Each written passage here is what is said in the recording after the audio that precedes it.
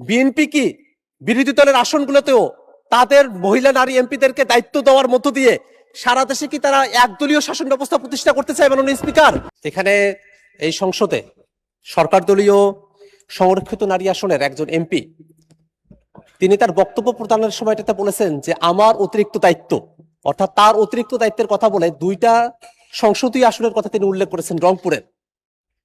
এবং তিনি সেখানে যাওয়ার পরে আমরা সেখানে বিএনপির যারা নেতাকর্মীরা আছে তাদেরকে আমরা এই ধরনের বক্তব্য দিতে শুনেছি যে এই আসনে নির্বাচিত যিনি এমপি তিনি আসলে এমপি না, সংরক্ষিত আসনের যিনি এমপি তিনি আসলে সেখানকার এমপি। যে ধরনের কাজ হোক না কেন সেটা তার মাধ্যমেই সেখানে হতে হবে। আবার সেই দিন আমাদের প্রতিমন্ত্রী শাহে আলম সাহেব তিনি সেটা বলছেন যে এরকম অতিরিক্ত কোনো দায়িত্ব দেওয়া হয় নাই।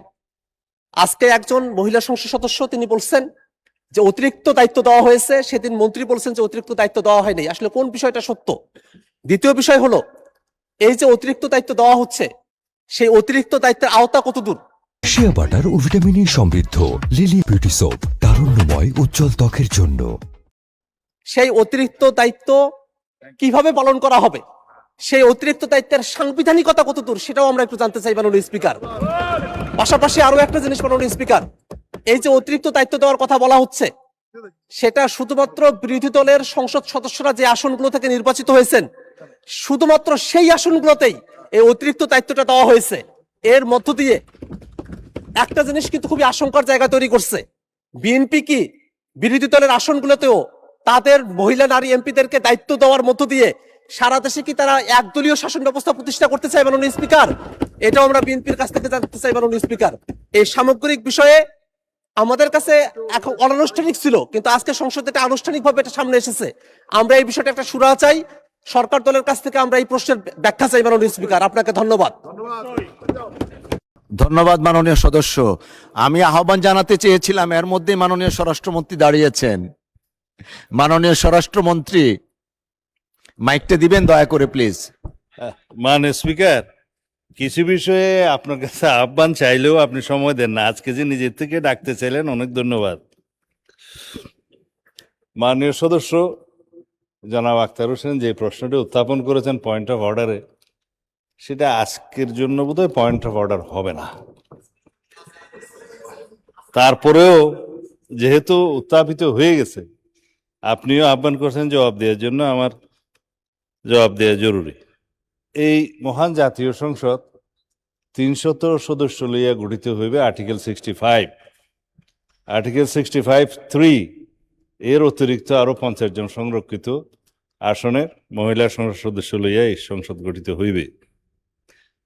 300 সদস্যের যে একক আঞ্চলিক এলাকা, আর্টিকেল 65(1), এই একক আঞ্চলিক এলাকা উপজেলা, পৌরসভা বা ওয়ার্ড বা ইউনিয়ন ক্ষেত্রমতো যাহা প্রযোজ্য, ডিলিমিটেশন অ্যাক্ট অনুসারে under this constitution delimitation act করা আছে এবং ডিলিমিটেশন অ্যাক্ট অনুসারে সেই নির্বাচনী এলাকাগুলো ফ্রম টাইম টু টাইম ডিলিমিটেটেড হয়। এইবারও কয়েকটা হয়েছে।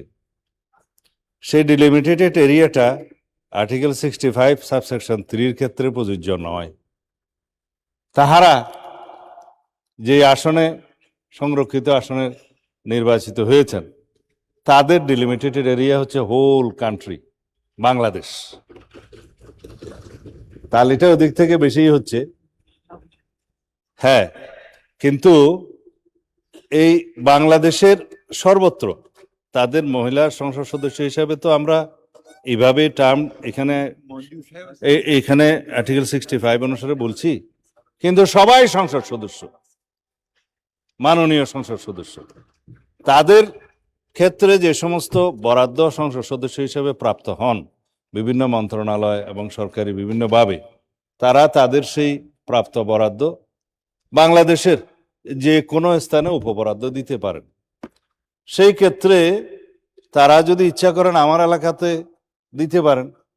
মাননীয় সংসদ সদস্য একজন নির্বাচিত হয়েছেন শামীমারা স্বপ্না, অ্যাডভোকেট শামীমারা স্বপ্না, আমাদের কক্সবাজার এলাকায়।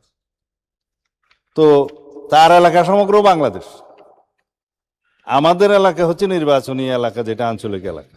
এখানে উনি ইচ্ছা করলে তার বরাদ্দ দিতে পারেন, আবার বাঁশখালীতে যেও দিতে পারেন, সাতকানিয়াতেও যেয়ে দিতে পারেন। এখন যদি কোনো মাননীয় সংসদ সদস্য এখানে বক্তৃতা দিয়ে থাকেন যে আমার এলাকা এটা, আমার এলাকা ওইটা, তো নিজেকে লিমিটেড করেছেন, এটা ঠিক হয় নাই। তার বলা উচিত ছিল যে সমগ্র বাংলাদেশ তার নির্বাচনে।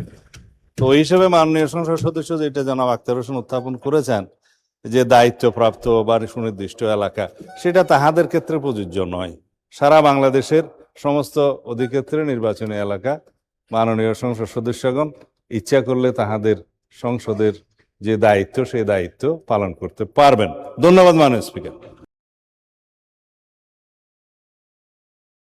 শিয়া বাটার ও ভিটামিন ই সমৃদ্ধ লিলি বিউটি সোপ, তারুণ্যময় উজ্জ্বল ত্বকের জন্য।